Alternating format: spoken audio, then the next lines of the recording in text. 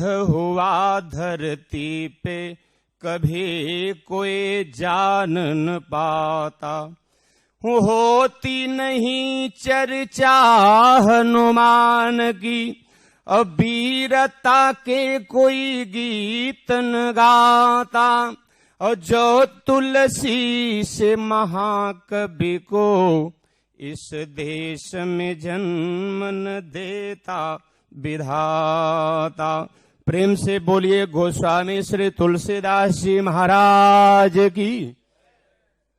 परमादरणीय परमाध्यक्ष स्वयं प्रभु, पराक्रम के प्रयागराज, बल बुद्धि के अगाध सिंधु, अनंत बलवंत संत श्री हनुमंत लाल जी महाराज, समुपस्थित इस कार्यक्रम के मुख्य आयोजक, मुखाकृति में तेज, दृष्टि में निर्दोष, स्पर्श में पारस, प्रसन्नता में वरदान, अपनी उपस्थिति मात्र से जनमानस के मानस को मानस की पंक्तियों के द्वारा पावन करने की अनुपम कला में निष्णात परम आदरणीय परम पूज्य श्री बाबू जी एवं कार्यक्रम संचालन की समग्र कुशलता को अपने आप में समाहित किए हुए, मानव मन की अंतःचेतना पर छाई हुई संकीर्णता की बदली को विदेड़ कर धर्म का मार्ग प्रशस्त कर देने की अनुपम कला में दक्ष, जिन्होंने काशी से यहां तक सभी मानस मनीषियों का संचालन करते हुए यहां तक पहुंचाया है, मानस जगत के भीष्म पितामह, चंदौली की पावन धरती से पधारे हुए परम आदरणीय श्री त्रिपाठी जी एवं इस कार्यक्रम में यत्र तत्र से पधारे हुए मानस मनीषी संत विद्वान, मैं सभी लोगों के चरणों में सादर नमन बंदन करते हुए आपका ध्यान, चूंकि आज 15 अगस्त है और आज ही मेरा नंबर बोलने का भी है, तो 15 अगस्त है आज, इसलिए 15 अगस्त का यानी गोस्वामी श्री तुलसीदास जी महाराज की दृष्टि में आजादी का क्या महत्व है, भारत के प्रति गोस्वामी श्री तुलसीदास जी महाराज का क्या समर्पण है, उसी सूत्र को आपके बीच में रखने का प्रयास करूंगा। मैं तो ये कहूंगा कि गोस्वामी श्री तुलसीदास जी महाराज ने श्री रामचरितमानस महाकाव्य की सबसे प्रथम पंक्ति में अगर वंदना किया है तो भारत माता की ही वंदना किया है। किस रूप में वंदना किया है, आइए श्री रामचरितमानस महाकाव्य की प्रथम पंक्ति को याद करें चौपाई के रूप में। तो गोस्वामी जी ने लिखा क्या, बोले बंदऊं गुरु पद, कहा बंदऊं गुरु पद, अपदुम परागा, असुरुचि सुभाष सरस अनुरागा। श्री रामचरितमानस महाकाव्य की प्रथम पंक्ति में गोस्वामी श्री तुलसीदास जी महाराज गुरु जी महाराज के कमलवत चरण में जो पराग है उसकी वंदना करते हैं। तो गुरु जी महाराज के कमलवत चरण का पराग क्या होता है, यही भारत माता की धूल। गुरु जी महाराज के कमलवत चरण के पराग के माध्यम से गोस्वामी जी ने श्री रामचरितमानस महाकाव्य की प्रथम पंक्ति में उस पराग के माध्यम से भारत माता की वंदना किया। इतने नहीं, ये तो मानस का प्रारंभ कर रहे हैं, जब अयोध्या कांड का प्रारंभ करने लगे तो गोस्वामी जी वहां भी इस सूत्र को नहीं भूले। गोस्वामी जी ने वहां प्रारंभ किया, क्या कहा, श्री गुरु चरण सरोज रज निज मन मुकुर सुधारे। माने गुरु जी महाराज के कमलवत चरण में जो रज है उस रज की वंदना करते हैं। रज की वंदना करने का मतलब भारत माता की वंदना करना, क्योंकि रज का संबंध तो भारत माता से है। भारत माता की वंदना करना, रज की वंदना करने का ये भाव हुआ। अब आप जरा विचार करिएगा कि प्रश्न यह है कि क्या रज वंदनीय हो सकती है। गोस्वामी जी से पूछा गया कि रज की पोजीशन क्या है, जरा उसको बताइए। तो गोस्वामी जी ने आगे मानस में क्या बताया कि रज की स्थिति क्या है, कहा रजमग परी, कहा रजमग परी,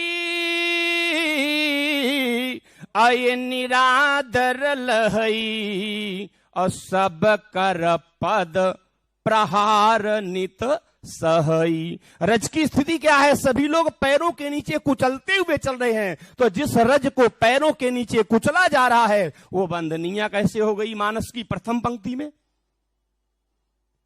मानस की प्रथम पंक्ति में ही वह रज वंदनीय कैसे हो गई। तो गोस्वामी जी का इशारा है, दुनिया वालों जिस रज ने गुरु के चरण से संबंध जोड़ लिया वह रज वंदनीय हो गई। जिस रज ने संत के चरण से संबंध जोड़ लिया वह पैरों के नीचे कुचली जाने वाली रज नहीं रह गई, बल्कि वह श्री रामचरितमानस महाकाव्य जैसे पावन ग्रंथ में वंदनीय हो गई। तो गोस्वामी जी महाराज उस रज की वंदना करते हैं।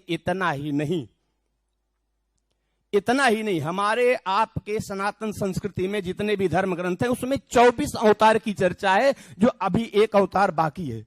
मुख्य 23 अवतार और उसमें भी मुख्य 2 अवतार भगवान श्री राम जी का और भगवान श्याम सुंदर कन्हैया का। मैं आपसे निवेदन करना चाहता हूं, ये जो मुख्य 2 भगवान के अवतार हैं इनको भी भारत माता की इस रज से इतना ज्यादा लगाव है कि 2 मुख्य जो अवतार हैं उसमें एक भगवान भारत की इस मिट्टी को खाए और एक भगवान भारत की इस मिट्टी में नहाए। भगवान श्री राम जी भारत की इस रज में नहाए। छोटा सा दृश्य है, एक बार की बात, मैया कौशल्या जिस समय भगवान श्री राम जी लगभग 5 साल के रहे होंगे या 6 साल के रहे, माने महल के बाहर तक चले जाते थे खेलने के लिए, उस समय मैया कौशल्या ने विचार किया कि आज मैं अपने राघव को, अपने लाला को अपने हाथों से स्नान कराऊंगी और इतने सुंदर सुंदर आभूषणों से सुसज्जित करूंगी कि हमारे राम जी और सुंदर लगने लगेंगे। ऐसा सोचकर मैया ने स्नान कराया, अंदर गई आभूषण लेने के लिए। तब तक भगवान श्री राम जी को मौका मिल गया, वहां से निकल गए और अयोध्या की उस गली में पहुंचे जहां ज्यादा से ज्यादा धूल मिल सके। इतनी धूल इकट्ठी किए और धूल उठा उठाकर सिर पर डालना प्रारंभ किए। चूंकि अभी तत्काल स्नान किए हैं, शरीर से पानी भी पोंछा नहीं गया है। अब जब धूल का संपर्क हुआ तो वापस आए तो पूरे शरीर में केवल आंख दिखाई पड़ रही थी।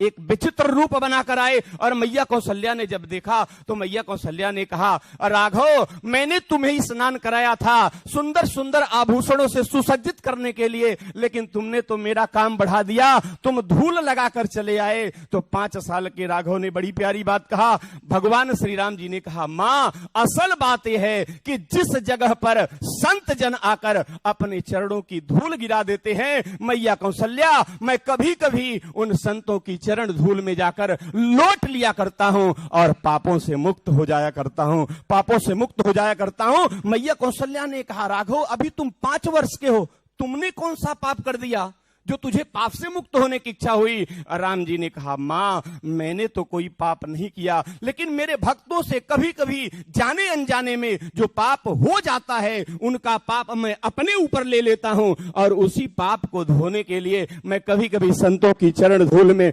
लौट लिया करता हूं। आज राघव धूल में लौटने लगे, उनके मंजुल मंजुल लोल लोल कपोलों पर रोलंबायमान सुंदर सुंदर कुटिल कुटिल मेचक मेचक कुंचित कुंचित अत्यंत सौंदर्यामृत प्रवर्षणशील कोटि कोटि नील नील कादम्बनी को लज्जित करने वाली अलकावलियां बिखराती हुई भ्रमर निकुरंब पंक्तियों की भांति कौशल्या अम्बा ठाकुर जी के गुलाबी गुलाबी कपोलों को चुमती है। लगता है अनंत अनंत भ्रमर रूप धारण किए हुए कामदेव की ही बालिकाएं क्षीर सागर समुद्भूत पंकज पर विहार कर रही हैं। चूंकि आज 15 अगस्त का दिन है, इसलिए भारत माता की कीमत क्या है इस रच के माध्यम से मैं आपके बीच में निवेदन करना चाहता हूं। श्री रामचरितमानस महाकाव्य के महान पात्र इसलिए कह रहा हूं कि सारा संसार राम राम करता है। अच्छा बोलिए, राम जी जिसके नाम का जाप करें वो मानस का 1 नंबर का महान पात्र हो जाएगा कि नहीं? तो भगवान श्री राम जी किसके नाम का जाप करते हैं? तो गोस्वामी जी ने श्री रामचरितमानस महाकाव्य में लिखा, बोले भारत सरिस, कहा भारत सरिस को अय राम स्नेही, जग जप राम राम जप जय। संत श्री भरतलाल जी महाराज से पूछा गया कि महाराज आप ये बताइए, आप भगवान के मुख कमल का ध्यान करते हैं? संत श्री भरतलाल जी ने कहा नहीं। कहा फिर आप भगवान के नेत्र कमल का ध्यान करते हैं? बोले ना। कहा फिर आप भगवान के कर कमल का ध्यान करते हैं? भरत जी ने कहा नहीं। कहा फिर आप भगवान के चरण कमल का ध्यान करते होंगे? संत श्री भरतलाल जी ने कहा नहीं। कहा फिर आप भगवान के किस अंग का ध्यान करते हैं? तो संत श्री भरतलाल जी महाराज ने क्या बताया? कहा ये चरण रेख रज और ये आँखी न लाई और कहत न बनई प्रीति अधिकाई। भगवान श्री राम जी के चरणों में जो रेखा है, उस रेखा के अंदर जो रज लगी हुई है, मैं उस रज का ध्यान करता हूं। अरे ये तो महान पात्र हैं। मैं तो आपसे निवेदन करना चाहता हूं कि इस हिंदुस्तान का पशु ही इस भारत माता की रज की कीमत जानता है, इस मिट्टी की कीमत जानता है। आप लोगों ने देखा होगा जब हाथी चलता है तो अपने सूंड से धूल को खींचकर बराबर पीठ पर फेंकता रहता है। उसकी एक आदत है। कोई हाथी जा रहा था, धूल को सूंड से खींचकर पीठ पर फेंक रहा था। दो कवि बैठे हुए थे। एक कवि ने दूसरे कवि से प्रश्न कर दिया, कहा क्या? कहा है धूल उड़ावत शीस पर कहू रही मैं कहीं काज। तो रहीमदास जी ने क्या कहा? कहा जेहि रज मुनि पत्नी तरी और सोई ढूंढत गज। मैंने आपसे निवेदन किया, जिस रज को लोग पैरों के नीचे कुचलते हुए चलते हैं, अगर संत के चरण से संबंध हो गया तो वह वंदनीय हो गई, और कहीं उसी रज का संबंध भगवंत के चरण से हो गया तब उसका और पावर बढ़ गया। कहा कितना पावर बढ़ गया? तो जनकपुर के प्रसंग में विश्वामित्र जी राघव से निवेदन कर रहे हैं। राघव, कहा गौतम नारी साप बस और उपल देह धरि धीर और चरण कमल रज चाहते कहा कृपा करो रघुबीर। माने भारत माता के इस रज की, भारत माता की वो कीमत है कि अगर संत के चरण से इस रज ने संबंध जोड़ लिया तो वंदनीय हो गई, और भगवंत के चरण से संबंध जोड़ लिया तो केवल वंदनीय नहीं रह गई बल्कि उद्धार करने वाली हो गई। समय की सीमा में आइए एक छोटे से दृश्य का यहीं पर और निवेदन कर दूं कि एक भगवान भारत की इस रज में नहाए और दूसरे भगवान भारत की मिट्टी को। श्रीमद् भागवत महापुराण का दृश्य है। भगवान श्याम सुंदर कन्हैया भी उस समय छोटे ही थे। खेल के क्रम में पता नहीं क्या भाव आया, अब मिट्टी उठाकर मुख में डाले, खा लिए, और ज्यों खाए भगवान घर नहीं पहुंचे, उसके पहले ही इधर FIR हो गया।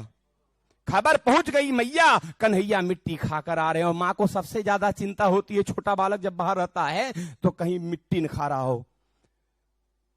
कन्हैया मिट्टी खाकर आ रहे हैं। जो मैं समझ गया, आप वहां रख दिए, 3 मिनट अभी बाकी है ना, 3 मिनट में पूरा कर दूंगा। ज्यों वहां पर कन्हैया पहुंचे, मैया ने कान पकड़कर पूछा, कन्हैया तुम मिट्टी खाकर आ रहे हो? और मैं आपसे निवेदन करूं, यह सौभाग्य भी केवल हिंदुस्तान की मैया को प्राप्त है। सारे संसार का कान पकड़कर जो हिलाने वाला परमात्मा है, उसके कान को पकड़कर हिंदुस्तान की एक माता पूछ रही है, क्यों मिट्टी खाए हो? कन्हैया ने कहा नहीं खाया हूं। मैया ने कहा सब लोग तो कह रहे हैं। भगवान ने कहा सब झूठ बोल रहे हैं। अब जितने लोग आकर कहे थे उनकी तरफ मैया ने देखा तो उन लोगों ने कहा मेरा विश्वास न हो तो बलराम जी से पूछ लीजिए। मैया ने कहा क्यों बलराम, तुम बताओ। बलराम ने कहा मेरे सामने मिट्टी खाए और इतनी नहीं खाए, इतनी खाए। अब मामला फंस गया। मैया यशोदा ने कहा क्यों, मेरा बलराम भी झूठ बोल रहा है। भगवान ने कहा मां सब लोग झूठ बोल रहे हैं, केवल मैं सही बोल रहा हूं। मैया का इशारा था, कन्हैया ये लोग जीव हैं, ये लोग 2 आंखों से देखने वाले हैं, लेकिन तेरा भाई बलराम शेष है, और शेष के पास 1000 फन है, और 1000 फन में 2000 आंखें हैं। 2 आंखों से देखने वाला धोखा खा सकता है, लेकिन 2000 आंखों से देखने वाला धोखा नहीं खा सकता है। लेकिन भगवान मिट्टी खाए हैं फिर भी कह रहे हैं नहीं खाया हूं, फिर भी झूठ नहीं बोल रहे हैं। और इसको क्लियर करने के लिए भगवान का जब मुख खोला गया, बलराम ने कहा प्रत्यक्ष के लिए प्रमाण की आवश्यकता नहीं, मुंह खोल कर देख लो। और जब मुंह खोला गया तो मिट्टी नहीं दिखाई पड़ी। भगवान श्याम सुंदर कन्हैया के मुख में करोड़ों करोड़ों ब्रह्मांड घूमता हुआ दिखाई पड़ रहा है। मिट्टी कहां चली गई जो 5 मिनट पहले खाकर आए थे? मानो भगवान का ये कहना है, मां तुम कह रही हो तेरा कन्हैया मिट्टी खाया है, लेकिन देख ले ये केवल एक ब्रह्मांड नहीं, ये करोड़ों करोड़ों ब्रह्मांड, ये तेरा गोकुल भी तेरे बेटे के मुख के अंदर है। तेरे बेटे के मुख से बाहर कुछ है ही नहीं, और जब बाहर कुछ है ही नहीं तो खाने का सवाल ही नहीं पैदा होता। बोलिए श्री राम कृष्ण भगवान की।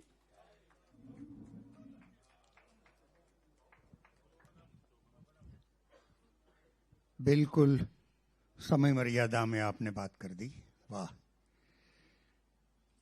अब मैं निमंत्रित करता हूं डॉक्टर श्री ब्रिजेश दीक्षित जी को। मैं अत्यंत संकोचवश